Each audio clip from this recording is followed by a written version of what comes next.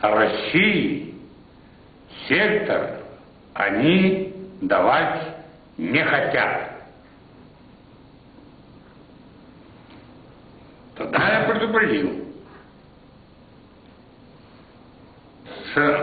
Сразу сейчас обратным ходом сообщите, что я доложил президенту. Президент категорически не согласен. Een Russisch bevoorradingskonvooi dat hier vertrekkende Serviërs passeert, heeft het vliegveld van Pristina en de 200 Russische militairen daar bereikt. Over de rol van Moskou in Kosovo overleggen de Amerikaanse en Russische ministers van Defensie in Helsinki. De Russische minister van Defensie Sergeyev en zijn Amerikaanse collega Cohen gingen voor de tweede dag in conclaaf over de rol van de Russische troepen in Kosovo. Vlak voor dit gesprek had president Yeltsin zijn minister van Defensie opdracht gegeven om voet bij stuk te houden. De Russen spelen een merkwaardige rol in de Kosovo-crisis. De Russische onderhandelaars die in Helsinki spreken over de Russische deelname aan KFOR hebben vanmiddag nog eens duidelijk gemaakt dat de Russische troepen beslist niet onder NAVO-commando zullen komen. Maar ondertussen bereiden Russische paratroepers zich al voor op hun inzet in Kosovo. Een aantal vliegtuigen met deze troepen aan boord zouden al onderweg zijn geweest naar Kosovo, maar Hongarije weigerde doorgang door haar luchtruim.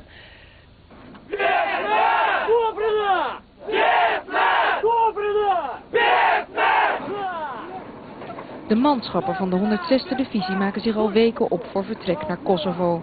Dit bataljon is gelegerd bij Rezan, 200 kilometer ten zuiden van Moskou. Het is een van de 4 bataljons die de internationale vredesmacht KFOR moeten versterken. De eenheid is klaar voor vertrek, maar de onduidelijkheid over de rol van de Russen in de internationale vredesmacht zorgt voor vertraging. De luchtlandingstroepen hebben geen toestemming om over het luchtruim van Hongarije, Roemenië en Bulgarije te vliegen. En dus hangen de soldaten op de basis rond, in afwachting van een politieke oplossing. De stemming heeft er ondanks de verveling en de hitte nog niet onder geleden. Мир восстановить хотим, вот все. Чтобы там мир был, чтобы все люди жили счастливо и все нормально. Bij het herstellen van de vrede kunnen voornamelijk de Serviërs rekenen op de sympathie van de Russische soldaten. Пускай едут, надо помогать своим славянам, помогать нашим братьям. Вот так вот. Пускай едут, я думаю, никто не против. Правильно? Вот молодое поколение поддерживает. С удовольствием охота съездить туда, посмотреть, как там иностранцы будут себя показывать, с какой стороны, хорошо ли или нет. Ну, если по нам будут стрелять, то, конечно, будем, наверное, отпор давать. Не дадим себя в обиду. Постараемся не уронить своей чести российской. Показать, на что способны ВДВ.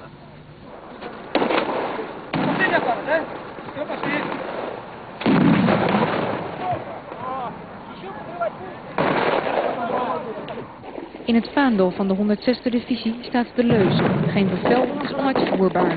De soldaten moeten een zware training doorstaan.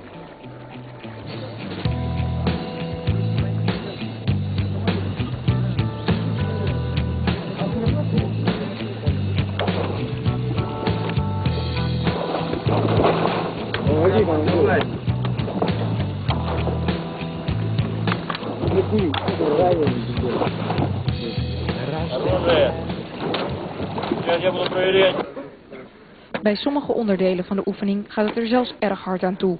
Alle soldaten van de eenheid moeten 9 gevechten doorstaan voordat ze er echt bij horen.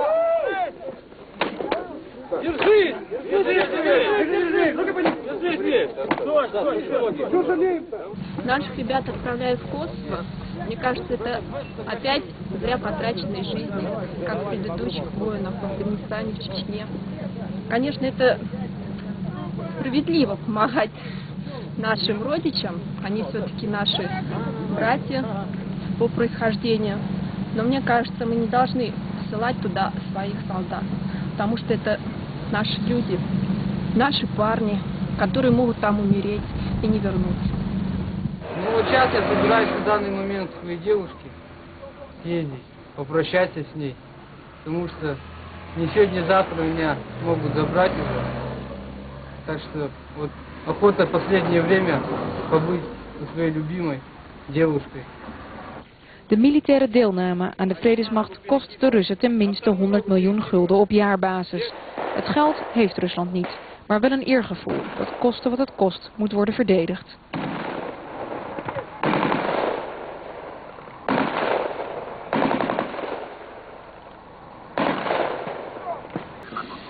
De Amerikaanse minister van Buitenlandse Zaken Albright voegde zich vandaag bij de onderhandelingsdelegatie in de Finse hoofdstad.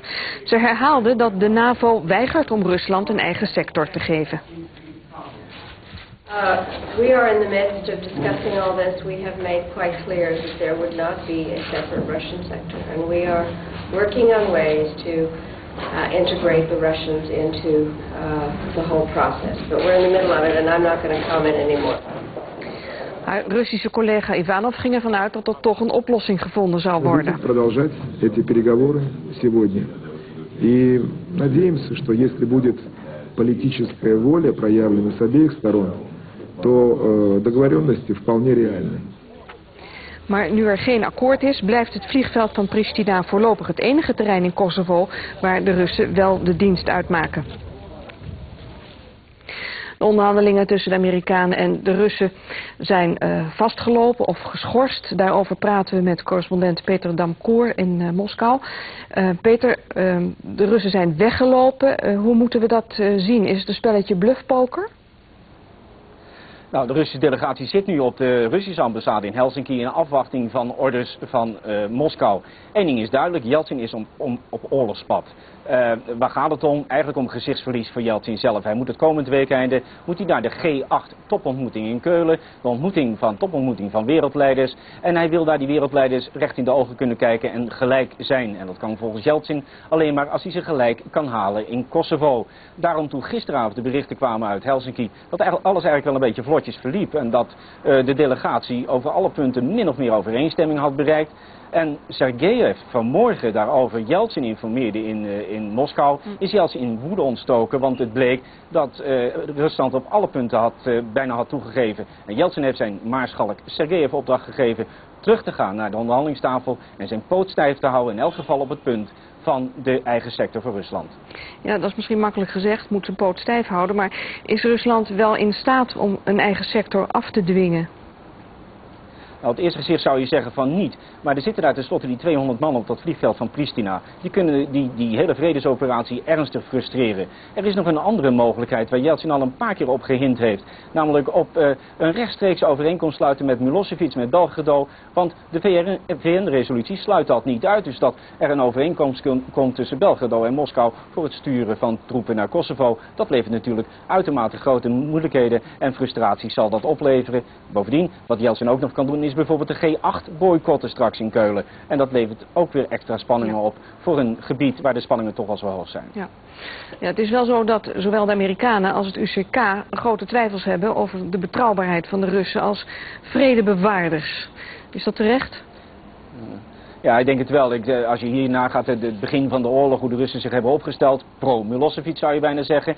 En dat hier ook de ronseling is toen begonnen van honderden, sommigen zeggen duizenden vrijwilligers die naar Kosovo zijn gegaan. Russen die daar hebben gevochten aan de zijde van de Serviërs en daar wellicht ook hebben deelgenomen aan oorlogsmisdaden. Dat heeft natuurlijk het vertrouwen bij de Kosovaren in de Russen niet erg doen toenemen. Aan de andere kant wil er een succesvolle vredesoperatie zijn, namelijk volgens de uitgangspunten dat Kosovo deel blijft van Joegoslavië en een multiraciale provincie, dan heeft men toch de Russen nodig om de Serviërs daar te houden. Ja.